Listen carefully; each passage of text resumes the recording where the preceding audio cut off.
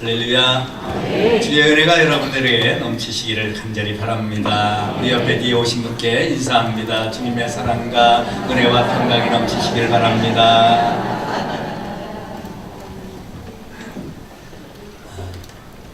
요 전주에는 당신은 온 천하보다도 귀한 소중한 분이십니다. 이것에 대해서 생각을 했어요. 왜냐하면 한 사람의 생명이 너무나 소중하고 귀하기 때문에. 그래서 성경에서는 신묘막측하게 인간을 창조했다. 또 인간은 너무나 아름답다. 왜? 하나님의 형상을 닮았기 때문에 그렇게 표현을 하고 있습니다. 근데 우리 한 해를 이제 마지막 보내면서 우리가 생각해야 될 것은 은혜라고 하는 것, 감사라고 하는 것을 한번 생각을 해봐야 됩니다.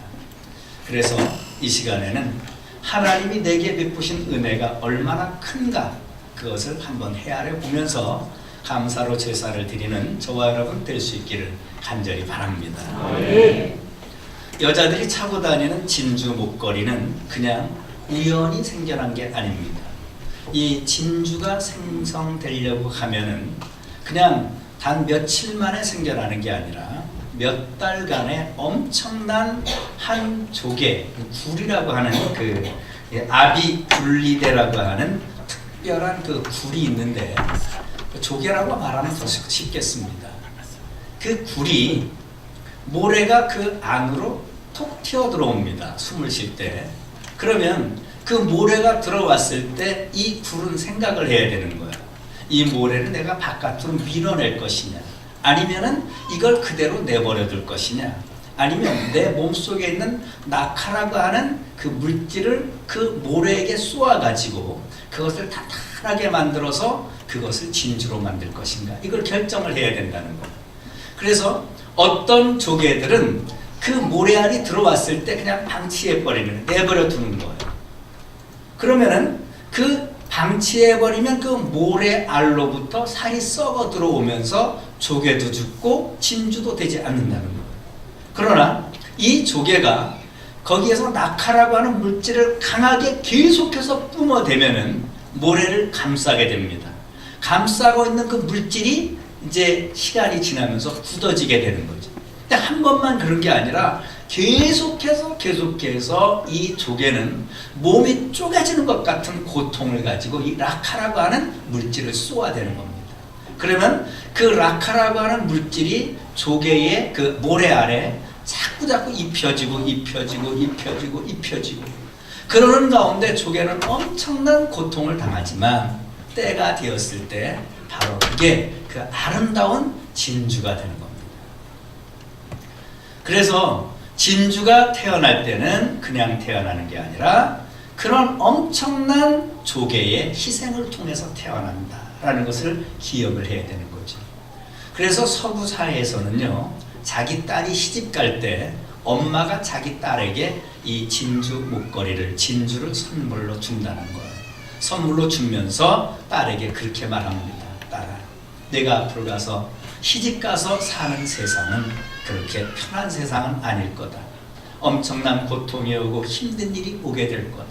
너 자신이 희생되고 때로는 부서지는 것 같은 아픔을 경험하게 될지도 모른다.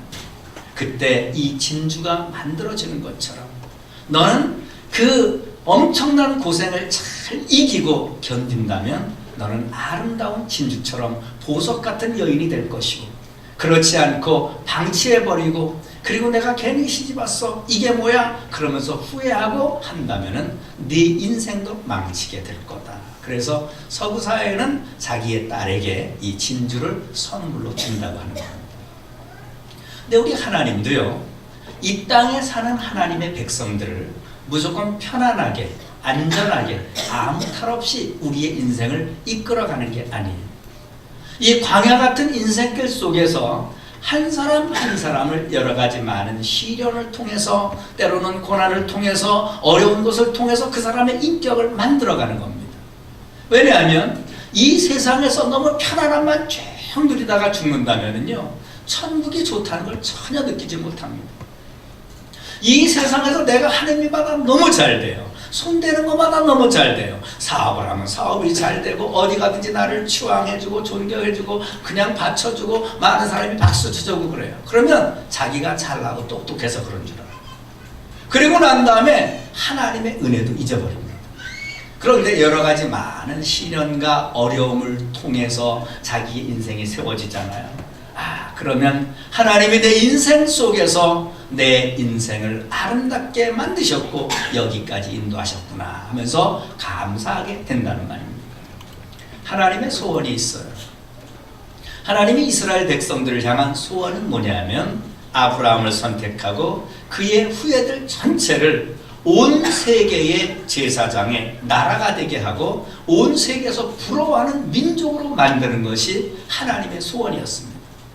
그래서 하나님의 소원은 어쩌든지 이스라엘 백성들을 아주 가장 부강하고 힘있는 그런 민족으로 백성으로 만들어 주길 원해서 그들을 훈련하는데 얼마나 혹독하게 훈련을 하는지 모릅니다. 이스라엘 백성들이 요셉의 후예가 이집트에 들어갔습니다. 맨 처음엔 그들이 엄청난 대우를 받았습니다. 그러나 요셉도 죽고 요셉이 알지 못하는 새로운 왕이 등극했을 때 이스라엘 백성들은 엄청난 환난과 고통이 그들에게 임하기 시작합니다. 이 새롭게 등극한 이 바로 왕은 얼마나 포악하고 얼마나 욕심이 많은지 이스라엘 백성 전체를 다 노예로 삼아버렸습니다. 노예로 삼아서 엄청난 그 건축을 하게 하는데 비돔과 람셋 아니면 오늘날의 피라미드나 이런 모든 것들이 바로 히브리 노예들을 통해서 이루어진 그런 건물들이에요. 그러니까 날마다 채찍을 때려가면서 그런 그들에게 흙 이기기와 벽돌 찍기 이런 거 하면서 건축을 합니다. 그게 자그만치 1, 2년도 아니고 10년도 아니고 100년도 아니고 200년도 아니고 400년 동안이나 이스라엘 백성들이 억압을 받고 이 고통 속에서 살아가게 될 때에 하나님이 자신의 백성을 불쌍히 여겨서 마침내 모세라고 하는 인물을 세상에 보내고 모세를 통해서 이스라엘 백성들을 그 노예 생활에서 해방시킨 줄로 믿습니다. 근데 노예 생활에서 해방됐을 때 얼마나 좋았겠습니까? 그들은 춤출 듯이 좋았어요. 그런데 나오자마자 그들 앞에 기다리고 있는 것은 끔찍한 일이었습니다. 노예들이 다 도망가니까 그거를 바라본 바로의 그 군대들이 쫓아가서 다 죽여버리겠다. 뒤에서는 말 타고 마차를 타고 얼마나 쏜살같이 달려오는지 모릅니다. 이스라엘 백성들 앞에는 홍해바다가 참 이렇게 놓여 있어요. 도저히 배를 타고도 갈 수도 없는 것이고 거의 200만 명 되는 사람들이 살 수 있는 방법은 아무것도 없는 겁니다. 거기서 이스라엘 백성들이 소리 지릅니다. 우리 여기서 죽게 되는구나. 저 이집트에서 노예 생활에서 해방됐으면 뭐해? 여기서 우리 죽는 거 아니야? 그러면서 모세를 향하여 원망하고 불평하고 소리 지릅니다. 이때 하나님께서는 모든 사람이 다 볼 수 있도록 홍해바다를 육지처럼 쫙 갈라가지고 그 바다를 그냥 맨발로 그리고 그 홍해바다를 건너가게 하시는 놀라운 기적의 역사를 이룬 줄로 믿습니다.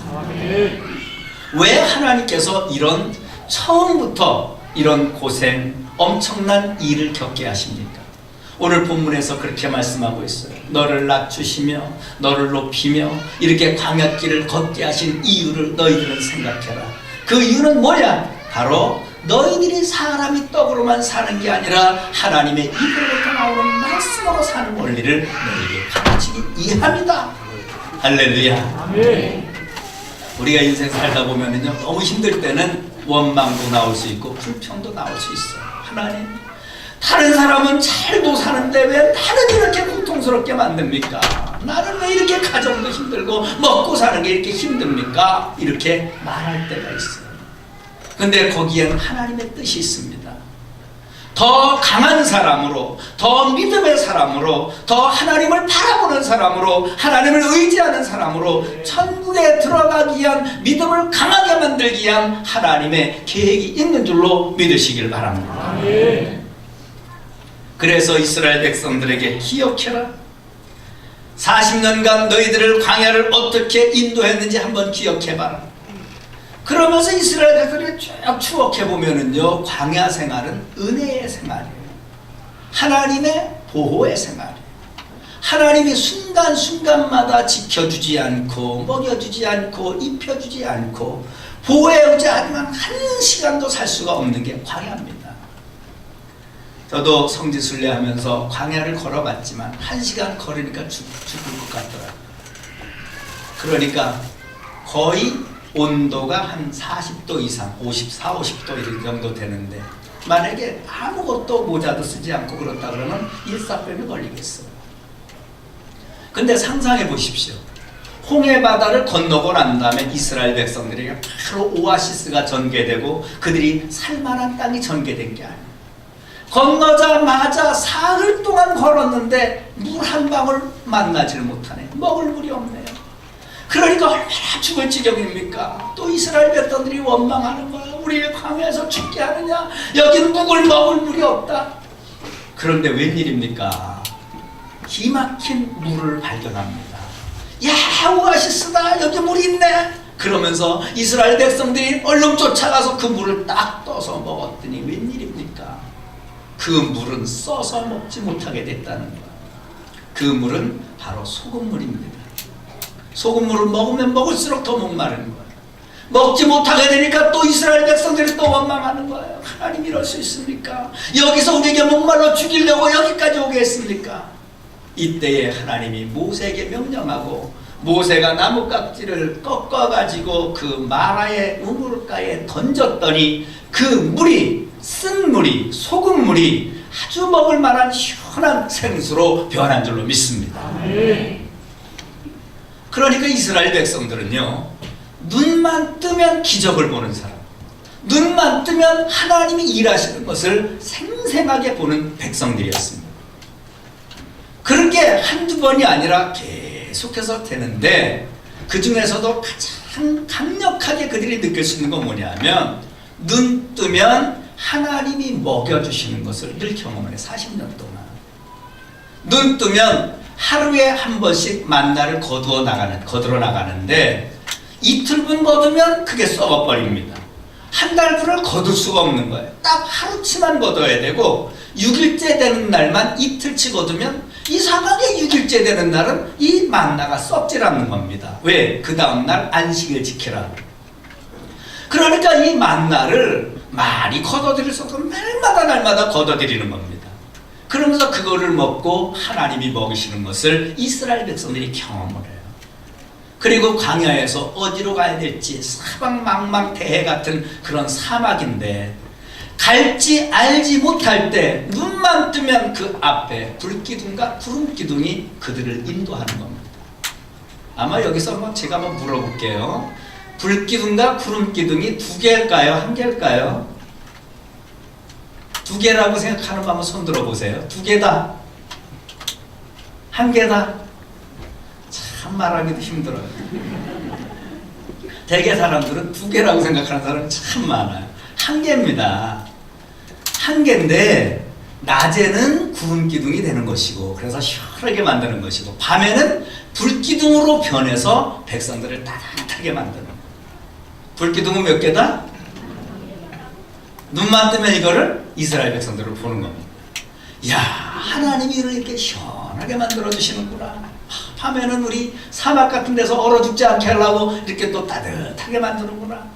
그러면서 눈만 뜨면 하나님의 살아계심을 생생하게 경험하는 것이 이스라엘 백성입니다. 그러니까 그들이 40년 동안 생활했어도 오늘 본문에 보면 발이 부러뜨지도 않았고 신발이 떨어지지도 않았고 의복이 헤어지지도 않았다 이렇게 말하고 있어요. 어떻게 그런 일이 일어납니까? 하나님의 전능의 능력으로 그들을 보호해 준 줄로 믿습니다. 그래서 이스라엘 백성들은 40년 동안 계속해서 훈련하는 거예요. 너희들 먹을 거 내가 공급해 준다. 너네 의복도 내가 공급해 준다. 너희들에게 필요한 것, 물 다 공급해 준다. 너희들은 나만 바라봐. 나만 경외해. 나만 의지해. 사람이 먹는 것 갖고 사는 게 아니다. 사람이 사는 것은 나를 경외하는 자가 사는 거야. 이거를 계속해서 훈련하시는 하나님의 모습을 발견할 수 있습니다. 그러면서 너희들을 높이기도 하고 낮추시는 건 왜냐? 너희들 겸손하게 만들려고, 그리고 순종케 하려고, 그리고 너희들에게 사람이 떡으로만 사는 게 아니라 오직 하나님의 입으로부터 나오는 말씀으로 사는 원리를 알게 하게 하여 내가 너희들을 광야로 인도한 것이다. 이렇게 하나님이 가르칩니다. 그럼 오늘 이 본문 말씀은요, 모세가 마지막 죽음을 앞두고 이스라엘 백성들에게 하는 설교입니다. 너희들을 여기까지 인도한 분이 하나님이다. 너희들이 기적 보지 않았는가? 너희들이 사는 것은 너희들이 잘나고 똑똑해서 사는 게 아니야. 하나님께서 먹을 것 주고 입을 것 주고 눈만 뜨면 하나님이 기적으로 먹이지 않았느냐. 하나님의 은혜를 잊지 말아라. 기억해라. 이것이 바로 모세가 하는 설교의 초점입니다. 그러면서 모세를 통해서 하나님이 말씀하는 게 있어요. 이렇게 엄청난 기적과 능력을 광야에서 체험했더라도 너희들이 하나님을 잊어버리게 될 날이 오게 될 거다. 잃어버릴 거다. 잊어버릴 거다. 너희 내 속에서 새카맣게 하나님을 잊어버릴 거다. 그것을 경고하고 있습니다. 하나님을 잊어버리는 이유가 도대체 뭐겠습니까? 지금 현대 광야를 사는, 현재 인생을 사는 저와 여러분이 언제 하나님을 잊어버립니까? 배고플 때, 고달플 때, 광야 생활할 때, 먹을 거 없을 때, 물이 없을 때, 사업이 안 될 때, 직장에서 실직했을 때, 이때 하나님을 많이 떠납니까? 아니라는 거예요. 하나님을 가장 떠나고 잊어버릴 때가 언제냐 하면은 풍부할 때 떠난다. 풍부할 때. 오늘 본문 12절 한번 보십시오. 12절 우리 한번 읽어보겠습니다. 시작. 내가 먹어서 배부르고 아름다운 집을 짓고 거주하게 되며, 그 위에 보면은 내가 오늘 내게 명하는 여호와의 명령과 법도와 규례를 지키지 아니하고 내 하나님 여호와를 잊어버리지 않도록 삼갈지어다. 근데 너희들이 잊어버릴 때가 있다. 언제? 먹어서 배부를 때. 여러분 요즘에 배부르십니까? 배고프십니까? 맛있는 거 찾아다닙니까? 그냥 마지못해 드십니까? 요즘에는 웬만한 사람들이 맛집을 찾아다니지 않습니까? 같은 가격이라면 똑같이 10,000원짜리 음식을 먹어도 일단 발품을 팔아서 맛있는 집 찾아가는 거. 더 좋은 것 중에서도 더 좋은 것을 찾는 게 현대인들입니다.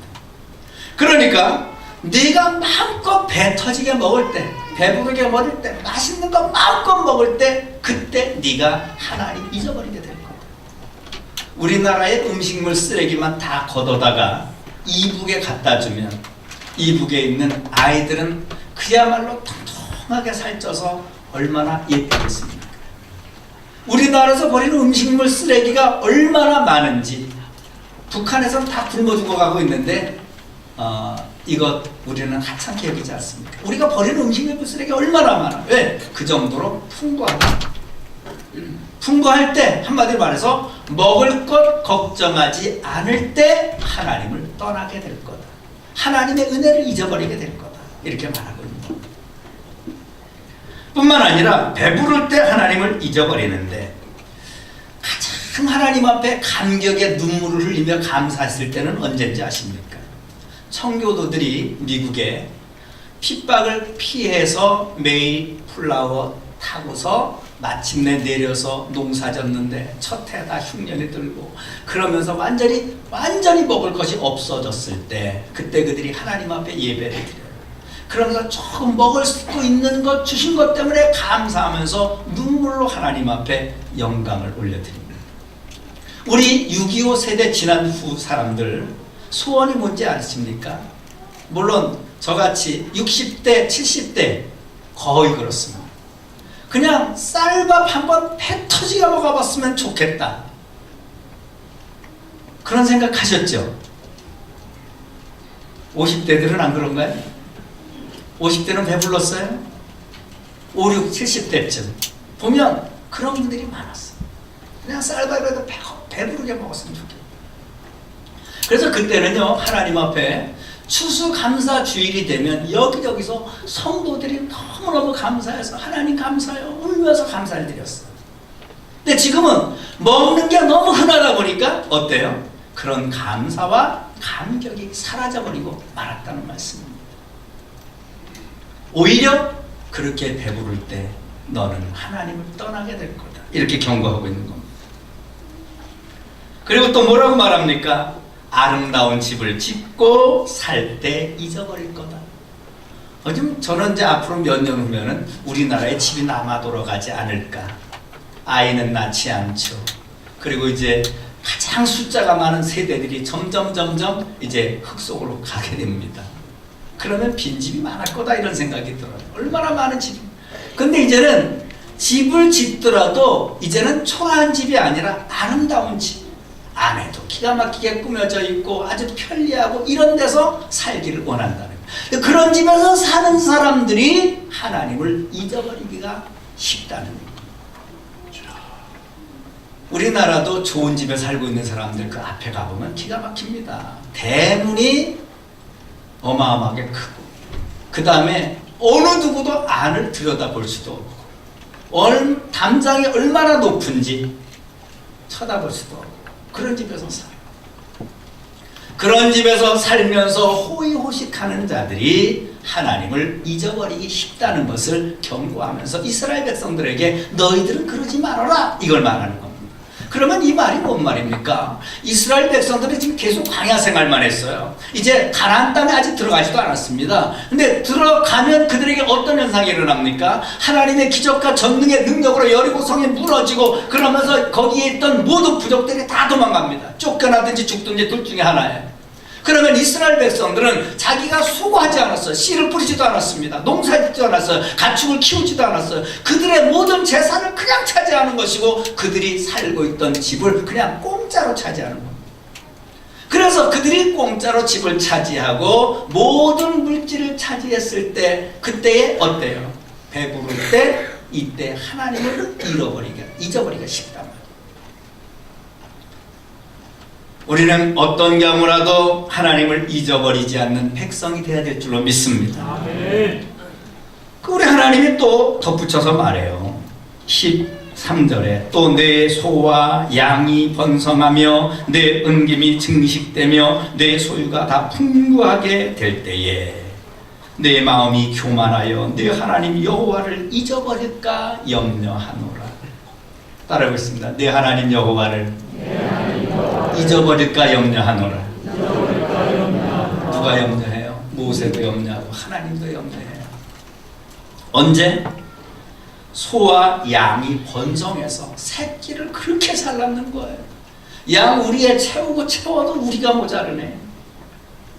뿐만 아니라 얼마나 많은 폐물 금은 보화들이 생기는지 쌓아도 자꾸 생기는 겁니다. 이 말은 뭘 말하겠습니까? 오늘로 말하면 재산이 자꾸 늘어나. 집이